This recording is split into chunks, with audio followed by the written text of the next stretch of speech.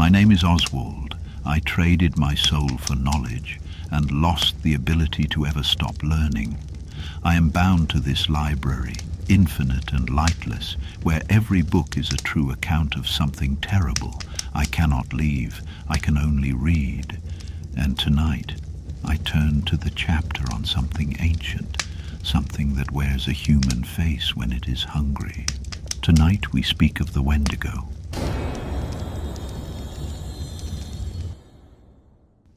The snowmobile died at 11:47 p.m. on a Tuesday. Marcus Chen knew this because he checked his watch the moment the engine sputtered and went cold, and he would later be described as methodical, the kind of man who documented things. There was no later, of course, but someone found the watch. The temperature was -23. The tree line was close enough that Marcus could see it, dark and dense against the white.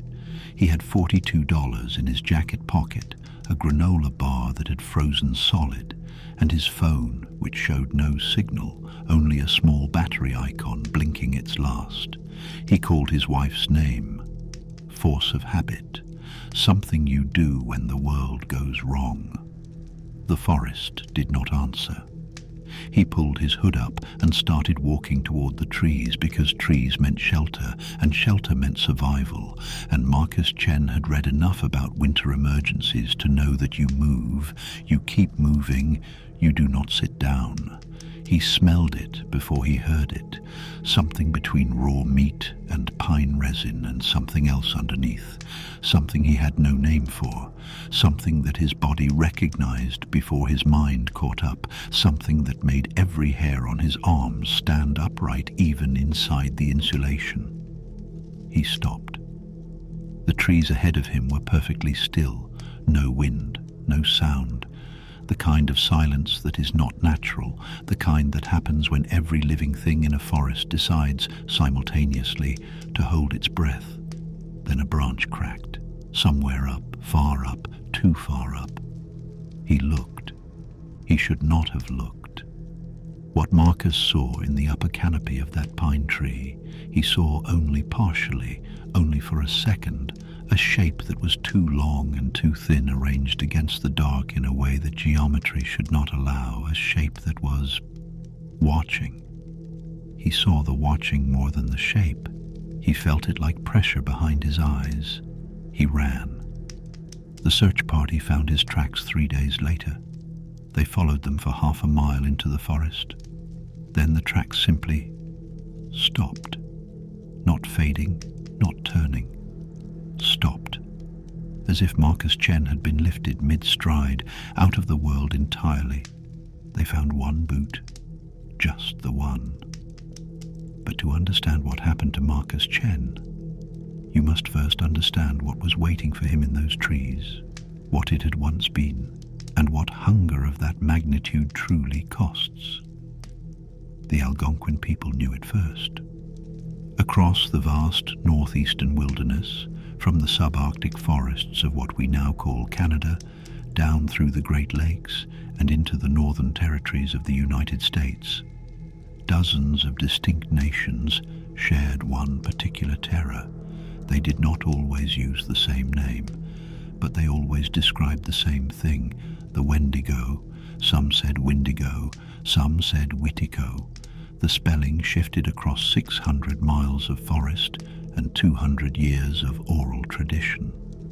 But the meaning did not shift, not once, because the meaning was not a story invented to frighten children at a campfire.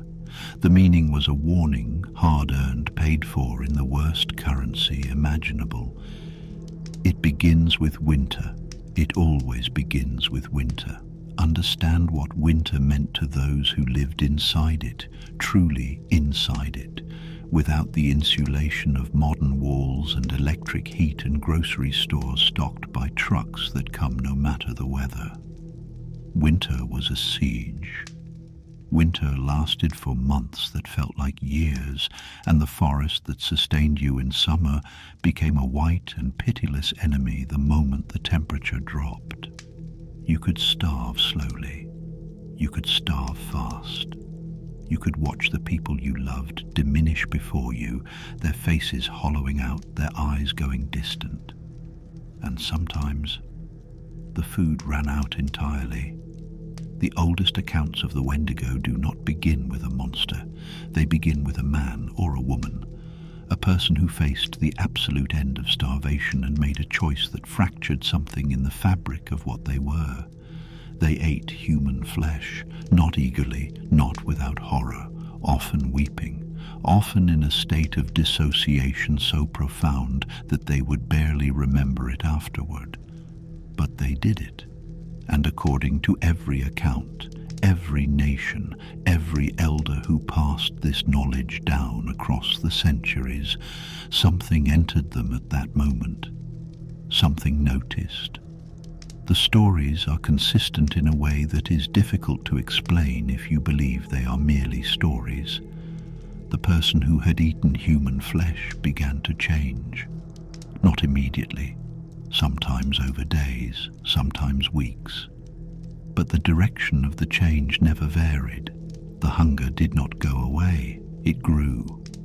A normal person who survived a famine by terrible means would feel guilt, grief, the psychological devastation of what they had done. They would fight to return to who they were, and some did. The records show people who confessed to their communities, who begged to be watched, who asked to be restrained if they showed signs. But others did not fight it.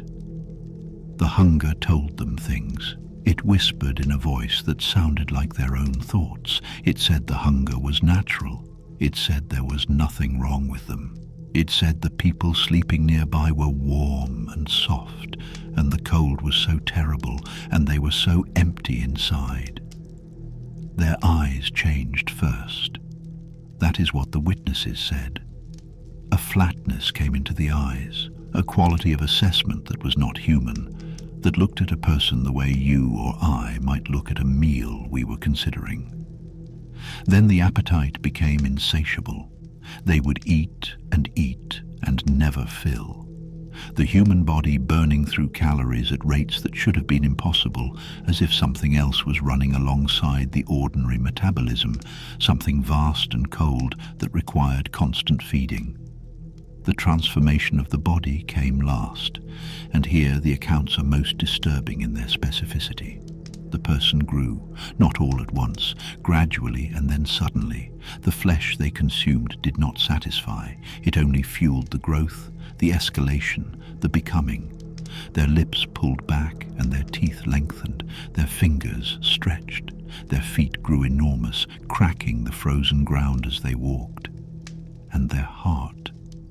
Witnesses who survived encounters described the chest cavity of a Wendigo victim as sounding hollow when struck, as if the organ inside had become something made of ice, because it had. The Wendigo's heart was ice. The elders were not speaking metaphorically. They meant it as literal as bone. The creature that had been a person was now sustained not by warmth but by its opposite. It did not feel cold anymore. It was cold. It lived inside it. It radiated it. The temperature dropped when a Wendigo was near, not because of weather but because of what the creature now was, an engine of hunger running on a fuel that could never be sufficient, and it was fast. God help you, it was fast. The trees were where it hunted, always the upper canopy, always above where human eyes naturally tracked, moving between branches in a way that a body with those proportions should never have been able to manage. People would hear something in the high pine, something enormous shifting overhead, and they would look up and see almost something, a branch still swaying, a darkness rearranged, the impression of a shape too large to be a bird, too high to be a bear. Then nothing. Then they would not come home. there was a man, recorded in 1879 by a Cree elder named Joseph Fiddler, who came to his community in the deep of February and confessed what he had done to survive the collapsed winter hunt. He wept. He begged them to end it before the change completed. He said he could feel the hunger already, vast and directionless, and that it was not yet pointing at them, but that it would. Joseph Fiddler did what mercy required. The accounts of men like Swift Runner, 1879, who murdered and consumed his entire family across one winter, describe his eyes at trial as empty in a way the court reporter struggled to articulate. He showed no remorse that the witnesses recognized as human. He seemed, one account notes, interested in the people around him the way a man standing at a dinner table is interested in what is being served. He was hanged in September. The execution was performed quickly, and the body was burned, because burning was important, because the Wendigo needed to be destroyed completely, not buried, not left where something cold and hungry might find the pieces and recognize them. Every nation agreed on that part, every single one. What the Wendigo tells us is not merely a story about monsters, it is a story about the thing that waits inside ordinary people when everything ordinary has been taken from them. The pact a starving man makes with his own survival, the price that comes due slowly, then all at once. We like to believe that hunger has a bottom, that there is a point at which a person says no further and means it. The Wendigo is the story of what happens when there is not. I have read 10,000 such stories in this library, and the shelf, as always, goes on far longer than the light reaches.